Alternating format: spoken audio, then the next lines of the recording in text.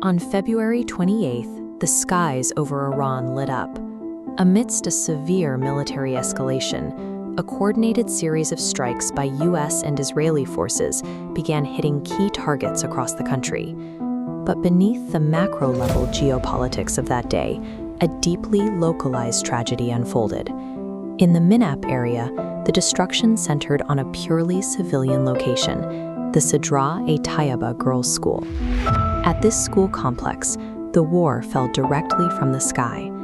3 distinct Tomahawk missiles, advanced long-range cruise missiles, struck the campus. The impact was absolute devastation. Between 168 and 175 innocent people died in the blast.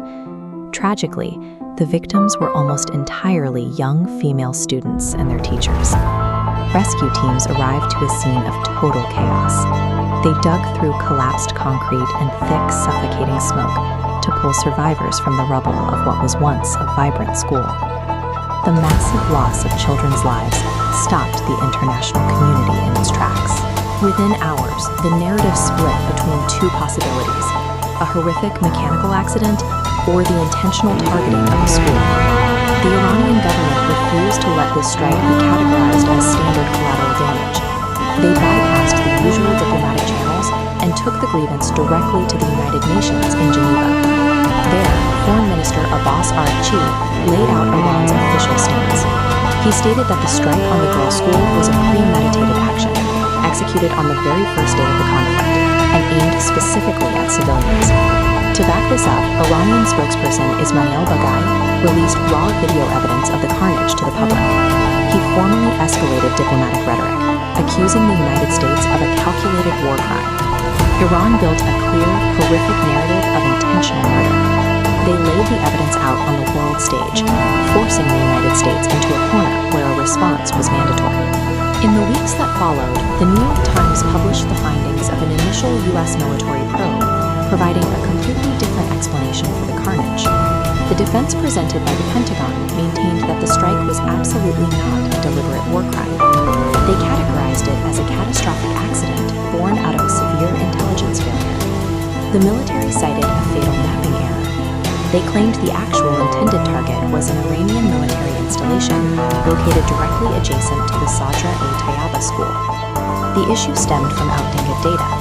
Historically, the school and the military base were part of a single unified complex. Because the military failed to recheck the intelligence before the strike, the old target profile directed the missiles right into the classrooms. While the Pentagon explained the mapping failure, U.S. President Donald Trump offered a conflicting explanation straight from the White House.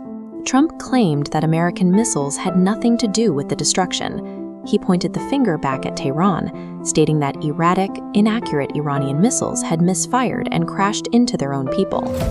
On one side, the U.S. military admitted to a fatal mapping error. On the other, the U.S. president claimed an Iranian false flag. This internal contradiction gave Iran all the leverage it needed to reject the Western explanations entirely and dial up their retaliation. Dismissing the American statements, Iran launched its own intensive internal investigation. They analyzed the strike data to track exactly where those 3 missiles came from. Their engineers successfully traced the trajectory of the Tomahawks. They pinpointed the origin of the launch to a specific U.S. Navy vessel operating in the region, the USS Spruance. But then, Iran did something highly unusual. They publicly named the 2 specific U.S. commanders they held responsible for the launch, Commanding Officer Leg Artet and Executive Officer Jeffrey Ewok. By doxing individual soldiers instead of issuing a broad condemnation of the U.S. government, Iran pierced the traditional veil of military anonymity. This move shifted the focus of state retaliation from institutions to specific people. Iran did not issue a quiet diplomatic note. Instead, Iranian embassies in India, in South Africa, and in Nigeria launched a coordinated public campaign, flooding social media platforms with the names and faces of the 2 officers. These posts bypassed their official military ranks. The embassies explicitly tied Artet and Ewok to the 168 dead children, publicly labeling the commanders as child murderers. The rhetoric was deeply personal and psychological.